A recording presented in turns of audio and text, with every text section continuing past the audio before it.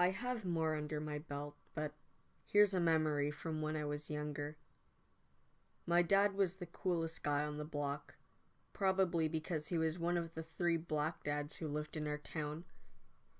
The population is around 98% Caucasian, and that's not an exaggeration. He was a state police officer, intimidating, wore Oakleys before the hipsters, and he was generally a rough-sounding person. Damn, do I miss him. But the one thing he feared the most was Halloween. He would tell my sister and I stories at night about his life when he was in high school in slum New Jersey, and that every Halloween crazy things would happen. He may have been pulling our legs a bit, but we didn't care. When Halloween would roll around, he would take us out while Mom stayed home to trick-or-treat. One night, in 5th grade, Lexi and I were dressed as a witch and 50s poodle skirt girl. Dad held our hands, walking to the last street when I realized I'd lost Mom's scarf she'd let me borrow. She'd love that thing, so we walked all the way back towards this darker corner of our street. It's by the woods and a small stream, but when it's dark, you really can't see anything. Dad said he'd seen something and walked towards it. When he got there, he started slowing down. He was staring at something in the dark that we couldn't see. Lexi called out to him to see if he found Mom's scarf. He told her to be quiet and started crouching down, looking in the distance. For several moments, we stood there waiting. I could make out the scarf above his head tied to a branch. He grabbed the scarf tied, still staring in the dark, and started backing away. Then Dad screamed and sort of shuffled backwards. It was a low, throaty scream. He was furious. He was swearing too, but I don't remember what. Whatever Dad had been staring at then bolted out of the trees and ran down the street opposite of where we lived. It was a little child, probably boy from his silhouette shape, in a black costume with skeleton bones on the front and a skull mask. When Lexi and I tried to go over to see what had happened, Dad yelled for us to stay back. He got onto his cell phone and called Mom to come and pick us up. His next call was to the local police. We left before we could see anything, but the next day Mom told us about the dead, skinned animals that had been found. By the time us kids could go look, they'd taped off the place and taken out the bloody animals. But there were stains on the pavement and the smell was pretty bad. The kids talked about it in school a little, and I was curious if they ever caught the boy. Nothing came out in the local papers, though it was quickly forgotten. Eventually, Dad could have told me more, but it was the last Halloween we'd ever spend together. But I do remember him and Mom arguing for the next couple of days over letting us go trick-or-treating ever again.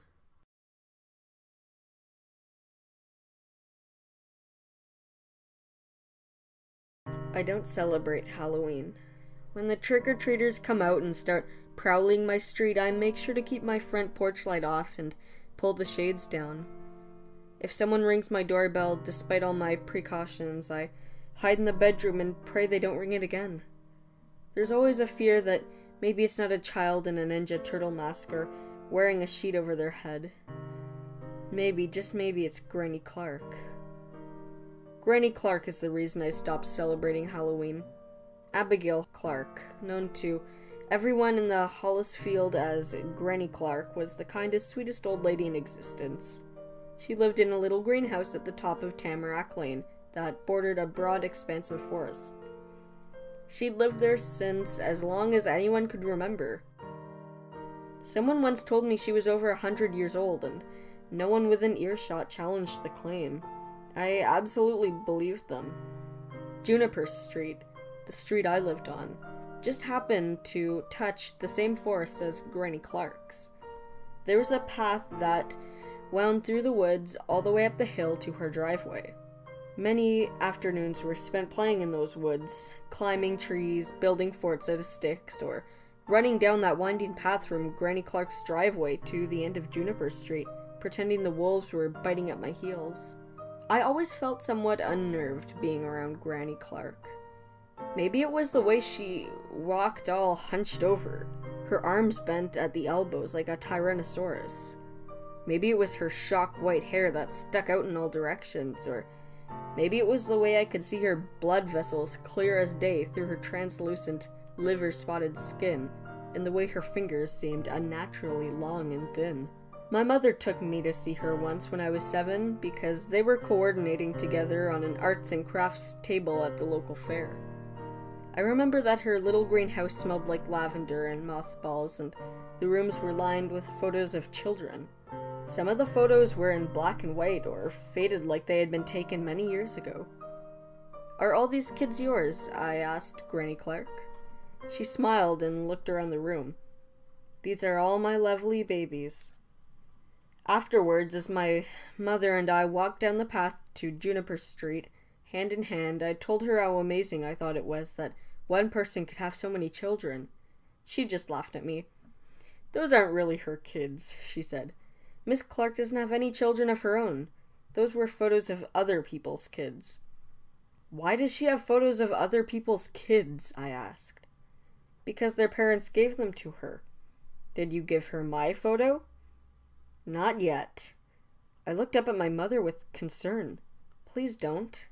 She frowned, but said nothing the rest of the walk home. 5 years later, I got permission to go trick-or-treating with my friend Spencer on Halloween. Spencer lived on Rosamond Avenue, which connected with a number of other streets, including Tamarack Lane. The neighborhoods over and around Rosamond were considered the best area for trick-or-treating in town, far superior to the neighborhood down around my neck of the woods. Together, we convinced both our parents that we were old enough to go on our own and that they would just slow us down. What I didn't know at the time was that Spencer had other plans. When my dad dropped me off at his doorstep in my pirate costume, complete with an eye patch, black marker goatee, and a stuffed parrot velcroed to my shoulder, Spencer was already outside, sitting on the front stoop. He was going as either a zombie or an accident victim, I never really asked. His clothes were all torn and covered in stage blood, and he'd used some sort of wax to create open sores in his arms and face. I was genuinely impressed with the amount of work he'd put into making himself look. Once my father's car rolled out of sight, Spencer grabbed me by the arm and hauled me around to the other side of his house to the garage. "Listen," he said. "You have to help me pull something off. It better not be your pants." "Ha ha," he gave me a serious look. "Josh dared me to prank old lady Clark." Josh Gurry was a kid in our grade who Spencer had a habit of butting heads with. They had a rivalry ever since they had to wrestle in gym class and Spencer pinned Josh under a minute. Since then, Josh was always trying to make Spencer look weak in front of the other kids our age, and Spencer refused to ignore it whenever he did, probably out of a matter of pride. Granny Clark? I didn't like the idea of doing anything to anyone, let alone an elderly person. Spencer saw the concern in my eye. "We're not going to do anything serious." "What were you planning?" "It's simple," Spencer smiled. "You distract her by trick-or-treating at her front door. Just keep her talking." "I'm going to go in the back." "No way," I hissed. "I'm not going to be an accomplice to breaking and entering." "It's not breaking in. She always leaves her back door unlocked." That seemed like an odd thing to know. "Anyway, I'll go in the back, sneak upstairs, and toilet paper her entire bedroom." Spencer pulled a large roll of bathroom tissue out of his trick-or-treat bag. "What will that prove to Josh, that you can TP some half-blind old lady's house? Are you gonna help me or not? Because you can always walk home if you want." We stared at each other through our makeup effects for a couple minutes before I sighed and gave in. "But promise me, we'll do a bit of trick-or-treating too," I said. "Otherwise, my parents will know we were up to something." "Of course, I want candy too. Jeez." With that, we set out. Trying not to seem obvious, we wandered around the neighborhood for half an hour, letting the sun set and waiting for the most of other trick-or-treaters to finish going down Tamarack Lane to reduce the chances of someone spotting us. I got some candy to get started on my alibi in case I was questioned later as to why my involvement in scaring an old lady to death. My stomach was very unhappy with me and made it know by clenching up like a fist. I was hot in my pirate costume, but my whole body was shaking with anxiety. Finally, when the lights had turned on and all the very small goblins and fairies had carted off to their homes, Spencer nudged me in the ribs and nodded silently in the direction of the forest. I nodded back, and we made a beeline for Tamarack Lane, trying to make small talk to continue looking insuspicious. When we got to the end of Tamarack Lane, Spencer threw his arm out, stopping me in my tracks. We both stood, looking at the little greenhouse at the top of the hill. The front porch light was off. "Shit," Spencer hissed. "Well, she's in bed, abort mission." I started to turn when Spencer grabbed my arm. "Wait, I think I see her moving about in the kitchen." There was someone moving around in the kitchen. I couldn't make who, just a silhouette pacing around in the back of the house, right near the door Spencer was planning to sneak in through. Spencer reached into his trick-or-treat bag, fumbling around for a minute before pulling out something and shoving it into my chest. "Here, take it." I took what he handed me and looked down at it. "A walkie-talkie, are you serious? Stick it in your candy bag, then go ring the doorbell, and if you can't keep her busy, just reach in and click the button on the front twice. I'll hear it and bail. Dude, the porch light is off." Spencer looked at me, and I saw the desperation in his eyes. He had to prove himself to Josh in this stupid, juvenile, and ridiculous way, and if I didn't help him, he was probably going to do something even dumber, or worse, yet in his mind, go back to school and confess to Josh that he didn't do it. I sighed and dropped the walkie-talkie into my bag. "Granny Clark gives me the creeps." Spencer ducked down low and crept off into the trees and bushes by the side of the road. In an instant, he was out of my sight. Though I heard him shuffling around, snapping twigs, and cursing as he stumbled around in the dark. Once he was gone, I took a deep breath and looked at the little greenhouse. It seemed bigger suddenly, and a darker shade of green, though I knew it was more my mind playing tricks on me than anything. Through the window, the silhouette of Abigail Granny Clark shuffled about in her kitchen, occasionally disappearing out of sight around the corner, only to shuffle past in the opposite direction for a moment later. I went to the front porch steps, my right hand sliding into the candy bag to feel the walkie-talkie and make sure it was face up for easy access to the emergency button on the front. My pirate makeup was probably starting to run down my face due to sudden sweat I'd built up on my forehead. The stuffed parrot on my shoulder felt like it was getting heavier. Somewhere deep inside me, a little voice was whispering, "I don't want to be here." And over again. I felt certain I was gonna hurl at any second. "Time to nut up or shut up," I whispered to nobody. My finger wouldn't push the doorbell button. It hovered there in front of it for a solid minute, just trembling in fear. Then the walkie-talkie in my bag squawked once, loudly, and I clutched my chest as my heart lurched. Okay, I snarled quietly and gritted teeth at Spencer, who I knew was sending me a signal. I rang the doorbell. The sound of busy work inside the house stopped, and I hadn't really been paying attention to the banging and thumping going on inside. But when a silence passed over the house, I became horribly aware of the noises that had been going on around as I approached. A sliding sound followed by another thump, then a louder thump. Should I ring the bell again, I thought? My footsteps answered the question.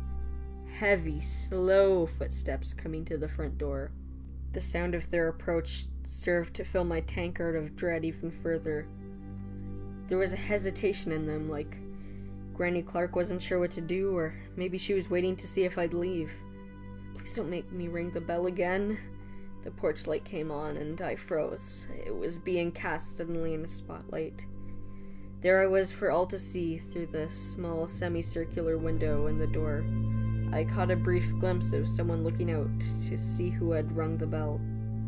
I couldn't make out her eyes, just her eyebrows in the darkness. Then the door creaked open, and I was face to face with Abigail Clark.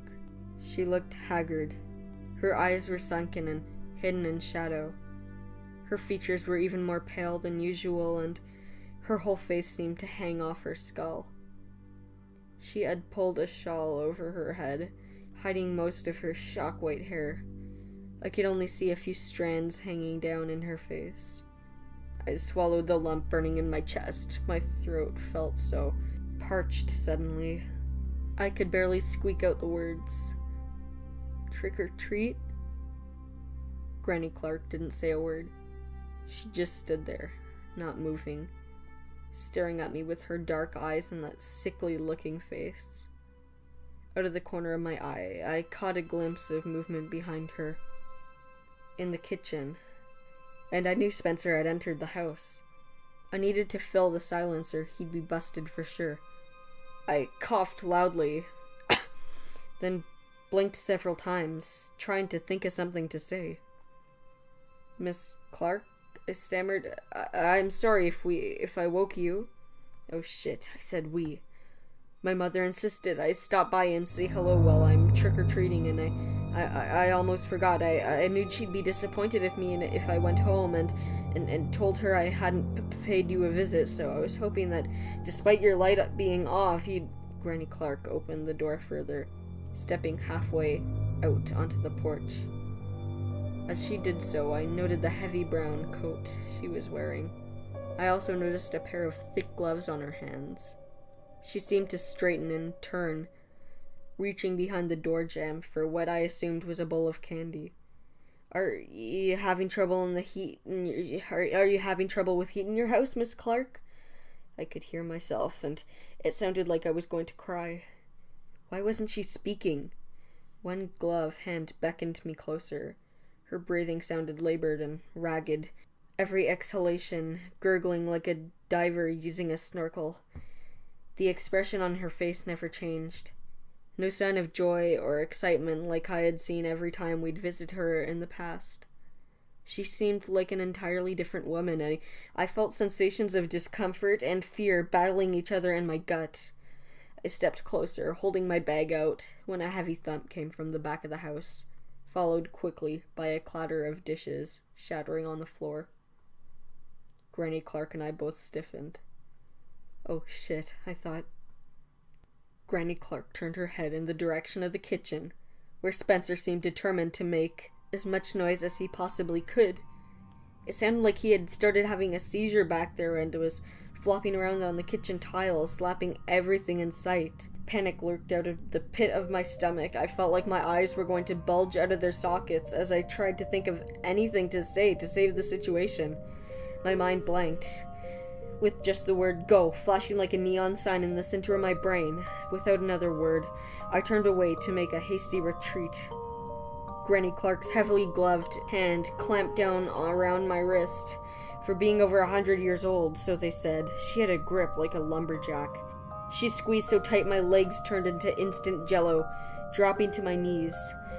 My goodie bag hit the ground with a loud clatter as I grabbed her hand, crying out in pain. Miss Clark, you're hurting me. Her other hand behind her, the door jamb appeared, holding not a bowl, but a large box cutter. She extended the blade, looking at me with the same emotionless expression and pulling me closer to her. The whole moment was so surreal. I just knelt there on the porch as she dragged me towards her, trying to understand what was happening. Why was she holding the box cutter? Where was the candy? What was going on? It was Spencer who saved me. His voice echoed, once screaming, distantly from the kitchen, while almost at the same time crackling over the airwaves and coming out of the bag at my feet. Run! Granny Clark turned again in the direction of the kitchen as she caught a sight of Spencer dashing past, throwing open the back door and disappearing into the backyards. In doing so, her grip loosened on my wrist, so tightly, just enough for me to twist my arm and squeeze through her fingers. She turned back to me, gasping at me with her free hand, while the other one holding the box cutter. She turned back to me, grasping at me with her free hand, while the other one holding a box cutter arced back threateningly. Even then, laying there on the porch, watching the kindest old woman in town come at me, the blade of the box cutter glinting from the streetlights, I tried to rationalize the situation. This wasn't the Granny Clark I knew. I looked up at her, sobbing in panic and trying to find the words to calm her. Please, I scrambled back a foot. It was just a joke, I'm sorry. The left half of Granny Clark's face seemed to sag like it was melting. Her eye looked funny, droopy. The guttural breathing suddenly sounded more like a snarl. Angry, she brought the blade down, and I instinctively raised my hands to protect myself, screaming in pain as I felt its edge slice through the fabric of my costume and open the flesh of my arm. I did not give her a second chance. My legs, which had surrendered to gravity, felt an instant burning of adrenaline pump through them. Tucking into myself, I rolled backwards, trying to gain my footing, but ended up trembling down the porch steps instead. White-hot pain shot up through my left side, and I screamed again, but refused to pause. I was too driven by blind panic. I got to my feet in a hurry as the old woman on the porch straightened up, towering over me like a giant. She stomped toward the steps with a frightening determination. Spencer, eyes wide with terror, came around the corner of the house at full tilt. He surveyed the scenario unfolding on the porch, and a look of confusion washed over him for a second before he grabbed me by the arm and spun me around. Make for the woods, and with that he was off like a shot, sprinting towards the end of the driveway where the forest started. I ran on his heels, my arm and head both throbbing. Dizziness and nausea swept over me, and I tripped over my feet, colliding with the side of Granny Clark's car and pausing for the briefest moment to vomit down on the side of it. How had everything gone so wrong? Before I could collect my thoughts, I heard the heavy thud of boots. Looking back, I saw Granny Clark's hulking form lurch towards me. Silhouetted by the street lamps in her heavy coat with the shawl over her head, she looked massive, like a lumbering horror, hell-bent on my destruction. Nobody's going to believe this. I don't believe it, and I'm seeing it, I thought. I shook it off and bolted for the tree line. I knew if I could just make it to Juniper Street, I'd be safe. The trail was a windy quarter-mile, but it was all downhill, and I had enough terror-based energy pumping through my veins to keep me going. I'd run that path for years, and knew every gnarled root that might trip me up, every change in the angle of the descent, every curve to avoid a tree in the dark. Just get home. The moon was out, and it was filtering through the branches, making beams in the dust kicked up by Spencer before me. It highlighted the path and cast the forest in a creepy blue hue. Everything around me seemed to glow. If I hadn't been running for my life, I might have stopped to take it in. The adrenaline coursing through me made time seem like it was slowing down. Every footfall I felt was slogging through thick mud. I'd never been as perfectly attuned to my senses as I was sprinting through the forest that Halloween. I could hear everything around me, my breath coming out slow and focused, my heart thumping in my ears, the snapping of branches further down the path as Spencer, less familiar with the way, ran ahead, and the heavy clumping of someone coming down the trail behind me. I turned to look. I did it, knowing all the stories of people being told not to look back and the bad things that would happen to them when they did. I did it, not wanting to really see what it was because I knew. I did it, and all my hopes of making it home disappeared in a flurry of wings like a flock of startled pigeons. Granny Clark was right behind me, thundering down the trail like a rampaging elephant. She was a good 20 paces back, but I could see her perfectly in every sliver of moonlight we both ran through. The most frightening thing about her was the look on her face. It wasn't one of anger or even determination. In fact, there was no expression whatsoever. Her eyes were dead. Her mouth seemed to hang open. The left half of her face still sloughed down like a melting candle wax. And then the wind whipped her shawl off her face and went with it. It just slid off as easily as a Halloween mask, disappearing somewhere on the trail behind her as she closed in on me, as determined and frightening as ever, where her face had been. There was blood, just blood everywhere, but I could see, finally, her eyes through it all. And they were all looking at me with a terrible rage and madness like I had never seen before. I thought I was going insane. She bore down on me, the sight of her hate-filled, bloody face burning forever into my mind. Her hands reached out, trying to grab me and guide me to hell, but all I could focus on was that scarlet face, the true fury within her finally revealed. There was a sharp turn in the path, and I slowed for only a fraction of a second to make it. Granny Clark was not as familiar with the trail. Her momentum, driving her straight on, her fingers licked past the back of my head and wrapped around the stuffed parrot on my shoulder. She tore it off just as she barreled headlong into the trees behind me, crashing to a stop with violent abruptness and then silence. She can have the parrot, I thought. When I burst out of the woods and onto the tarmac of Juniper Street, I was moving like all of hell was on my heels. Ahead, I saw Spencer slowing, trying to catch his breath as he reached the driveway to my house. Somewhere along the way, he had lost his own trick-or-treat bag, and most of his makeup had run off. "Don't stop," I screamed at him. He turned, seeing me hurtling down the road, and hurried up to the front door, banging on it and shouting. I dashed up the front sidewalk, shoving him aside, throwing my shoulder onto the door, having enough sense to just turn the knob and open it. We fell over each other on the landing, and Spencer kicked, trying to close behind him. I climbed over him, slammed it shut, then deadbolted it, and leaned my full weight against it, and broke down into tears while clutching my arm. "Jesus Christ!" Spencer yelled. We both started shouting over each other.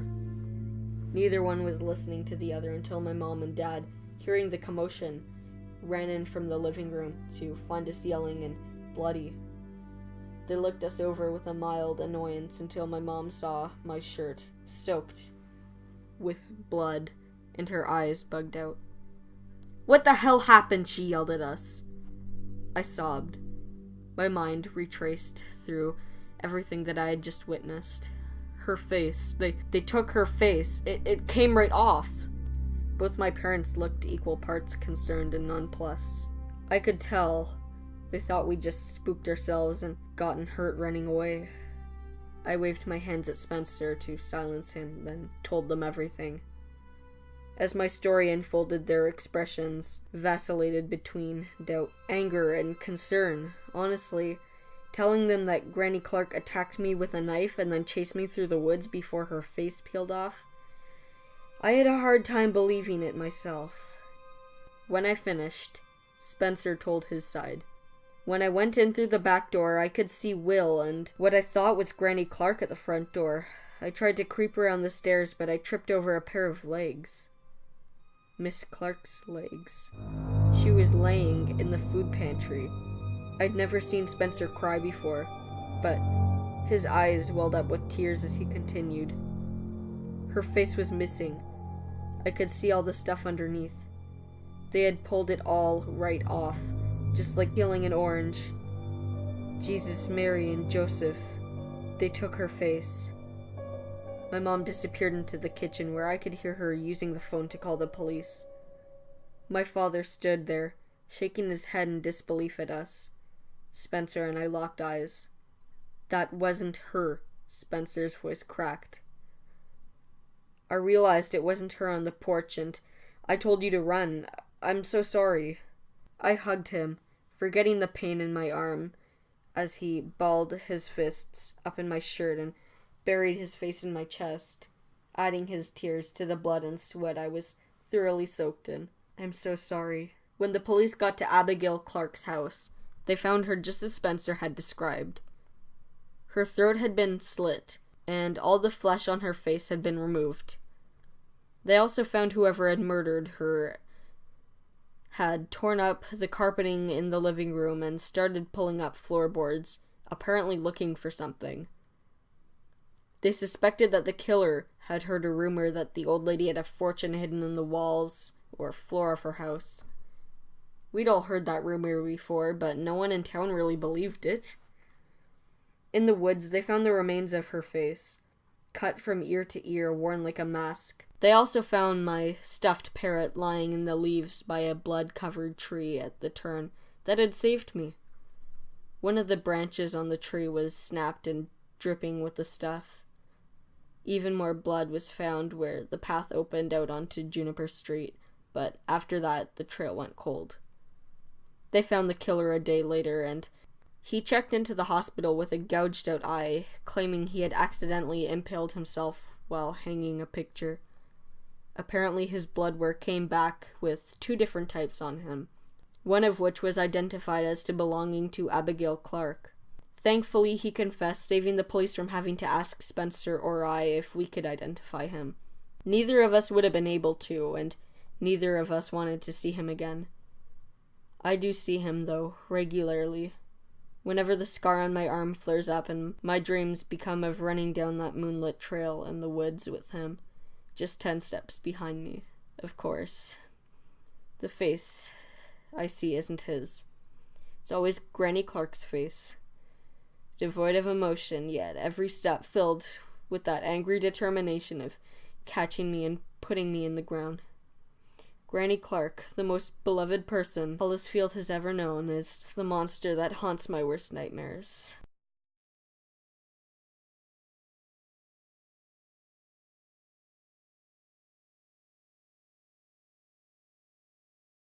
This is probably going to be long, and I don't know if the payoff is worth it. Apologies in advance if that's the case. My son Leland is 4 years old and is currently obsessed with spooky stuff, as he calls it. He wanted to decorate for Halloween last month, but my wife and I made him wait until September 1st to bust out the decorations. I love Halloween, but I don't want to get burnt out on it, and it was just too hot to really get into that sort of autumn Halloween spirit so early. Leland helped my wife decorate the house, but wasn't satisfied with the amount of decorations we had. He basically wanted our house to look like a haunted house, which would be cool, but shit's expensive. However, this past Monday, he got sick, and on a trip to Walgreens to grab some medicine, I decided to pick up a molded plastic skeleton for him. The thing is probably at least 3 feet high, and has moving joints that allow its limbs to dangle. Pretty great for just $10. I started to call it Mr. Skeletal, because I got some sort of goofy satisfaction out of hearing my son call it that. Doot doot and all that. Leland was pretty into spooky stuff once his nausea went away that afternoon. However, as much as I knew he loved spooky stuff, I didn't expect him to take the damn thing to bed that night. My wife told me he fell asleep holding its hand, which is adorably weird. I also nabbed another excellent item from my sister which we previously had in our house, and my son had loved it when he was around 2 years old. My dad had bought this goofy Frankenstein monster head years ago, which hangs on your door or wall and has a button on its forehead that sings "Who Can It Be Now" by Men at Work when you press it. I inherited it for a while, before handing it off to my sister once my son lost interest. Because of Leland's new interest in Halloween, I asked for it back, expecting him to be delighted by it. Unfortunately, the thing singing made him plug his ears, and we had to remove the batteries for him to be okay with it in the house.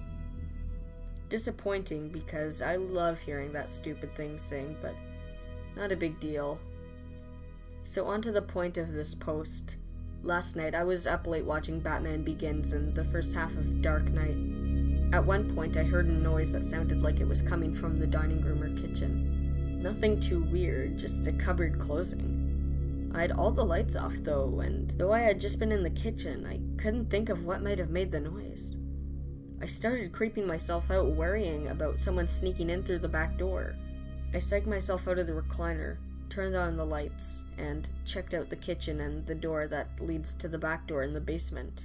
Nothing out of the ordinary. As I strolled back through the dining room, the stupid Frankenstein head had suddenly turned on and sang "Who Can It Be Now?" As in that specific line, not the entire song. It usually starts by saying "Happy Halloween" or growling before it launches into the first verse of the song, and then the chorus. But this time it was literally just "Who can it be now?" And then it cut off. Of course, at the moment, I didn't give 2 shits about the weirdness of that little idiosyncrasy. The thing that both surprised me with suddenly turning on, and then the following realization that I had removed the batteries earlier. After regaining my composure, I chalked it up to some sort of electrical anomaly, which made the most sense. I watched a little more of The Dark Knight, then went upstairs to finally forced myself to bed after brushing my teeth.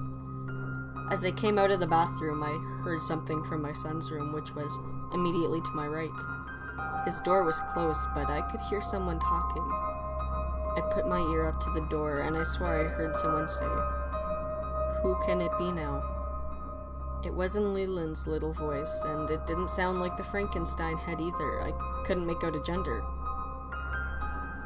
I wanted to chalk it up to me being on edge, but I figured it couldn't hurt to just check and make sure I wasn't hearing things. Leland is a pretty heavy sleeper in the middle of the night, so opening his door to take a peek shouldn't have been an issue, for once I was unhappy that he didn't have his little battery-powered lantern in bed with him. The thing lit up a good portion of the room, which is why I didn't like him sleeping with it on, but in this case, the light would have been welcome.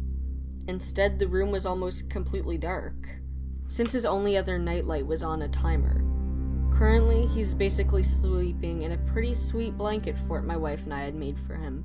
Part of it uses a glider that I often sit in to read him stories, and I could see the plastic skeleton was sitting on it, which was creepy but not unexpected.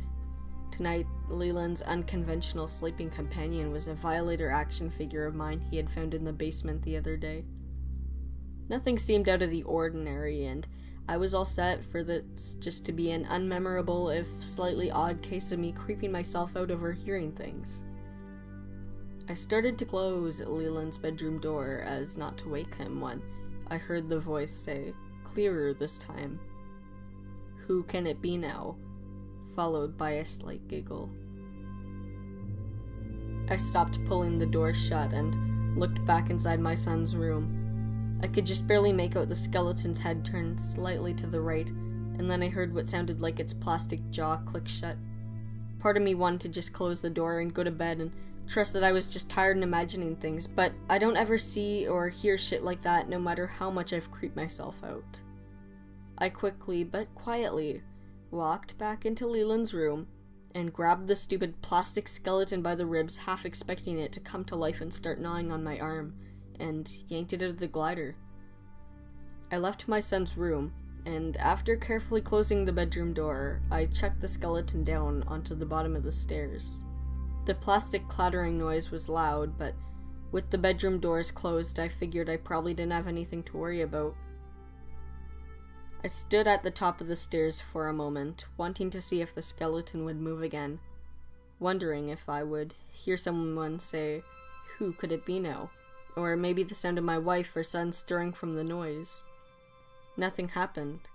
I went into my bedroom and got into bed.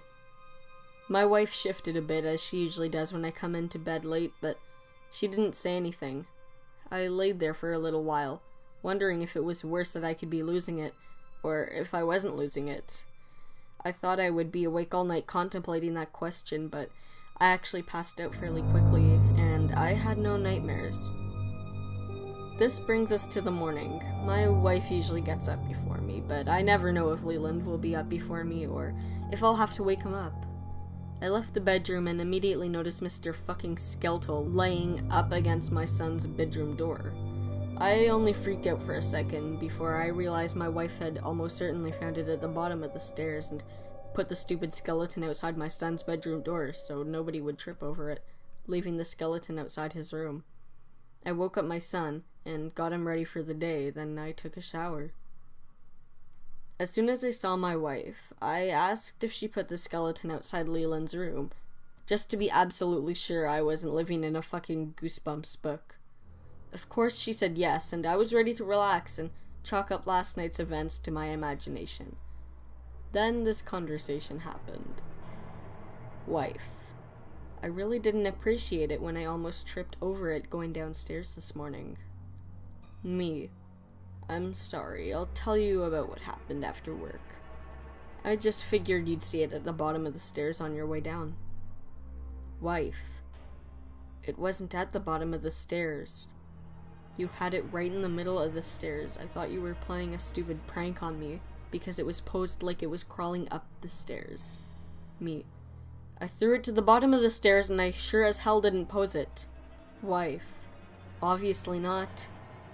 I didn't say anything else about it and dropped her off at work before heading to my job, and That's where I am now, not doing any work, just writing my story on Reddit, and I know everything on No Sleep is true and all that, but this actually happened last night, and the only change I made was to my son's name. I can't tell anyone in real life because it'll just get chalked up to my imagination and whatever, so I'm chucking this on No Sleep to make me feel a bit better. Even if it does sound like it was written by R.L. Stine. I'm sure this was just some weird one-off situation, but if anything else happens and anyone cares, I'll give an update.